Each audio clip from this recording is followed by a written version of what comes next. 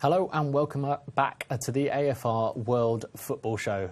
Now then, the focus is the African Cup of Nations. Yes, there is another enormous international tournament taking place this month. I think this one kicks off on the 17th, certainly in a couple of short weeks' time. Alex, are you ready? More football. Are you ready to beef up for another tournament? So 16 teams hosted by Equatorial Guinea. You're going to kick us off by previewing Group A. What have you got? Well, Group A, you've got the host in there, Equatorial Guinea. We touched on it a few shows ago. Obviously, it's Morocco that were going to host the tournament, but decided not to because of the Ebola crisis in West Africa. So Equatorial Guinea have stepped up to the plate last minute. Quite useful for them, seeing as they didn't qualify. They were kicked out of qualifying for fielding an ineligible player against Mauritania. I should mention they're known as the National Thunder. Oh! So that's a strong name. But as I mentioned, they were disqualified from qualifying, but now they're in. And they've also, in the past, I think, there's been some issues around them using Brazilian players in their squad, like recruiting 9 Brazilian players. Yeah, I've been reading a few articles about their team. There just seems to be sort of this in-joke about they're rubbish, but by the time they have their first game, they could buy 19 Argentine players. Yeah, I think there was one game in qualifying where after the first, I think they lost the first leg, and by the time they get to the second leg, they had 9 Brazilians playing for them or something. Strange, I'm not quite sure. But anyway, they're hosting there. You've also got Burkina Faso, the Stallions, who got to the final of the last tournament. They got to the final in 2013, beaten by Nigeria, who haven't qualified this time round. You've also got Gabon, the Panthers, in case you're wondering. They've got, was it Frederick Boulot, who plays for Charlton, in their squad there, playing up front, quarter-finalists in 96 and 2012. We've also got Congo, who are the Red Devils. So, I've just got Dull here. Who? Congo? Dull. Is that your note on them? Dull. Yeah.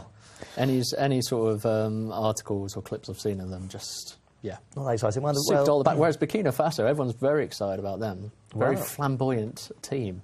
We'll definitely shed goals at the back, but we'll just bomb on. Just score goals. So I don't know a huge amount about Congo. They were champions in 1972. Oh, you have got something. Don't lie. They do have Dominic Malonga, who plays for Hibernian. Okay. Playing for them as well. Good as luck, I mentioned, Dominic, known as the Red Devils, so one for Man United fans. Okay, right, on to you, Paul. Group B is probably the hardest group to call in a lot of ways, because you got Zambia in there, who are very much seen as a team on the wane. I think because they won it last time. It was in Equatorial Guinea. Exactly, and so there is that sort of advantage. Copper bullets, not really. Copper bullets. Yeah, I think so. Yeah, okay. Yeah, I'd go with that. Yeah. Then you got Cape Verde, who the opposite really, sort of team in the ascendancy, but not an awful lot of pedigree there. And maybe quarter-finalists again for them would be a pretty good achievement. Then you got the other Congo. You got the more acceptable face of football in Congo, which is the Democratic, who are much more interesting side to look at, but prone to lapses at the back. And they could be really interesting. They got Balassi, who hopefully would pull off some of his flamboyant tricks. Sensational. I believe he's waiting for his wife to give birth. Recently read. I mean, I don't know. I assume she's pregnant. Otherwise, otherwise it's going to be a long wait. It's a tricky one for the coach. But hopefully that will get sorted and we see him play. Yeah, hopefully it'll be mid-game, which would be really interesting. Drama. And then you've got Tunisia, who are just solid. Tunisia are, as Tunisia usually are, very solid. Not an awful lot of excitement there, but in that group, any combination of those teams could go through theoretically, which is almost what you could say about Group D, which is there always has to be a group of death. This is pretty much the group of death. Ghana, as sort of the main seeds, must have been pretty terrified when they hit Algeria, who are at the moment the highest ranked team in Africa, which is sort of disappointing. It's not what you're looking for. And then when you hit Senegal as well, and South Africa. Senegal are 4th seeds, I guess, so pretty much the best team in the worst pot. And then obviously, Senegal have got this explosive attack. Strong lads. Very strong. You've got big boys. Papis Cissé in there, and there's a lot to scare you for Senegal. But whereas South Africa, very gradually sort of becoming a force again after they had a good qualifying. Pieces. I think they knocked out Nigeria, so they've put out the champions in qualification. And this group, these 4, I mean, Algeria are probably going as favourites. Ghana generally are slow starters, and they won't be able to get away with that. It really is impossible to call. You could genuinely argue for any one of those teams to win the group, I think. The only sort of inside information I have, it's not entirely inside. But Cape Verde, when they play at home, they play on a plastic pitch. Yeah. Traditionally sort of struggle when it comes to playing away or any sort of tournaments. Yeah. Could be an issue. They're allergic to it. Yeah, I think, but I'd like to see them do well. I think they beat Tunisia back in September, so yeah, they did. They're showing a wee bit of form. Well, they're another place where you've got this slightly funny thing about nationality. There's an awful lot of Portuguese influence. So some players are Portuguese, some are Cape Verde Portuguese, and you have this some people do say that it's quite a Portuguese squad, but they've really shot up the rankings over the last few years, and it'd be really exciting if they could get through. I think definitely. I think they were looking all right for maybe qualifying for the World Cup, and then I think they got disqualified for something. Ineligible player, which is always sort of rubbish. Come on. Really. One player being ineligible is Yeah. Okay, on to Group D now. That's my group, and very shortly we're going to dial up Greg Lea, who's an African football fan and football journalist, so he's going to be telling us a little bit more about the bigger picture, what the atmosphere is going into the tournament as a whole. But first, Group D, the big boys, Ivory, or are they big boys?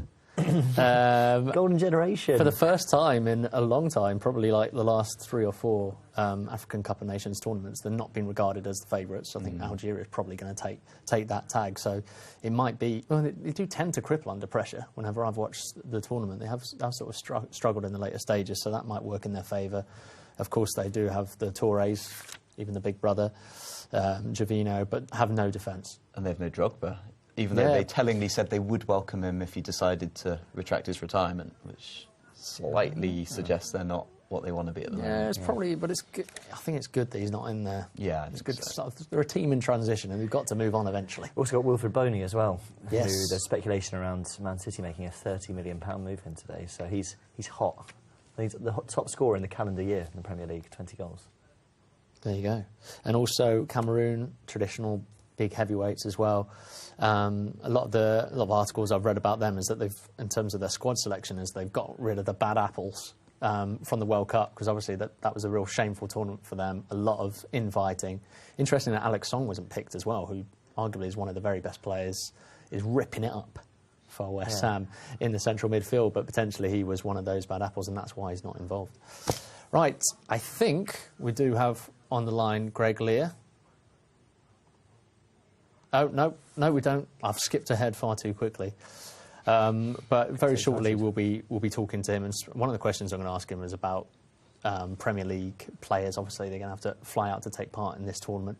You do get a lot of fans who get aggrieved by this, including the Asian Cup as well. Is that fair, or should they just accept, look, it's in the calendar, you knew this was going to happen, just accept it? When you take on international players, that's all part and parcel of that happening. Yeah, I think it's a bit of an annoyance to fans, but I say it's these guys having the chance to represent their nations in tournaments, the equivalent of the Euros for us. So why not let them do it? Maybe it's a bit annoying that it's in the middle of a season for European teams, and maybe you'd rather have it in the summer. But I suppose with climates and how different leagues work in different countries, that can't really happen. I guess that would be the main frustration. And I think just going back to Ghana, did that go through, Avram Grant? Yeah. Avram Grant is taking charge there. So we've got Ray Wilkins. Ray Wilkins at the Asian, Avram Grant taking charge of Ghana. It's all happening. Yeah, it's a very strange appointment. If both win the tournament, they should play. Ooh, I like that. I think Grant and Wilkins should play if that happens. Just head on head. Just head on head, 1-on-1. That's like a cross-continental final. That'd be good. And you mentioned earlier about Cameroon with the bad apples. Is Samuel Eto'o playing, or is he retired for a fourth time? I don't know. He'll probably be there at some point. He's always there. Someone who is here is Greg Lea, big African football fan and football journalist. Thank you so much for joining us, Greg. How are you? Hi, Ben. Yeah, good. Thank you. You? Yeah, we're good. We're pumped for the African Cup of Nations. Oh, yeah, of course. We've just previewed all of the groups. But I wanted to ask you about the atmosphere surrounding the tournament and Africans in general, because arguably it's been a little bit marred by all this slightly shambolic moving around of hosts. But is there still a lot of excitement and expectation? Yeah, it's obviously come as kind of a bit of a knot to that excitement, I suppose, but not as much as you might think, because there's not really the same culture in Africa. For example, many fans would have lost tickets or anything by booking them to Morocco. In that sense, it hasn't really affected the excitement. also you've got to remember that the fixtures and the exact dates of the games weren't even confirmed until November, which if you compare that to the Euros, when you kind of tend to know that type of thing 2 years before, it kind of just shows that perhaps it wouldn't affect the tournament, the build-up with the fans travelling as you might expect. But obviously the excitement is huge still. There's a lot of stories in there that are interesting. I think you've got the group of death with Ghana, Algeria, South Africa, Senegal. You've got Cameroon, their reconciliation from the World Cup, really. You've got Ivory Coast again with all the names, but can they finally reach their potential? So I think there's enough in there for the upcoming tournament that will really keep fans excited and ready to get stuck in. OK, and Equatorial Guinea, we always like to see a host do well, but they're probably not looking too sharp because they've just got rid of their manager, I think only a few days or a week ago. What exactly's happened there? What did he do wrong? Yeah, it's not the ideal build-up, really. Andoni Goicoechea was the manager, used to play for Athletic Bilbao, Spanish manager. There's been no real official reason, but it's thought that his sacking was brought about by his failure to join up with the squad in a recent warm-up tour in Portugal, which was deemed a breach of his contract, so therefore they got rid of him. His deal was going to expire kind of last week anyway, about kind of 2 weeks after they actually made the call, so perhaps there's a bit of it. They saw the opportunity to get rid of him and kind of did it, really. It's strange because obviously they qualify for the tournament not through results, but just because they have enough oil wealth to be able to host it at the last minute, essentially. So there's not really much to judge them on footballing-wise. They didn't really take part in the actual qualification stage after the preliminaries. So perhaps it was a case of they were going to stick with him just because they have no upcoming games, no upcoming competitive football. Suddenly they've been thrust into this tournament environment, and maybe they just think they're going to try and use the initial boost that a new manager might benefit from that. Should have got Harry Redknapp in. Yeah. Just do a job. Yeah. Avram's out there, so could be amazing. Just quickly, Greg. I think we've touched on some of the bigger players that are involved. But are there any sort of rough diamonds or people that normally go under the radar who you think could have a spectacular tournament? Yeah, and I think the Cup of Nations is a great tournament for that because obviously you get people either in their early days in the European leagues or still domestically based, which means there's not obviously the exposure you would get. So you do often get these people coming from nowhere that earn big moves after that. A couple of names perhaps to look out for. Guinea's Florentin Pogba, who's the brother of Juventus' midfielder Paul Pogba. He's a strong and powerful centre-back. He plays for Saint Etienne in France. I think they've got the best defensive record in Ligue 1 this season, so there's obviously something going well there with him. Another name for Burkina Faso, Bertrand Traoré, who is the brother of Alain Traoré. He's also a striker like his brother. He signed for Chelsea last year. He's on loan to Vitesse in the Dutch league at the moment, as half of Chelsea's players are. But he's a really exciting kind of winger or attacking midfielder, really tricky, direct. He played in the 2012 Cup of Nations when he was only 16, so he's been around for a while now, even though he's still so young. I think this could be a really good tournament for him. And just to finish up, Greg, who are your favourites for the tournament? And very quickly after that, who's the surprise package? I think Algeria will be my favourites and most people's, I think. I think they had a great World Cup. They've got some great individuals. They've got Feghouli, Valencia, Brahimi at Porto, who obviously won the BBC African Player of the Year recently. They're a good collective side too, so I think it's not just about the individuals, which is sometimes what's lacking in African football, that organisation and that collectivity. In terms of surprise packages, I'd probably go for Burkina Faso, if you can call them a surprise, I suppose. They're definitely not one of the heavyweights in African football, but they did get to the final last time around.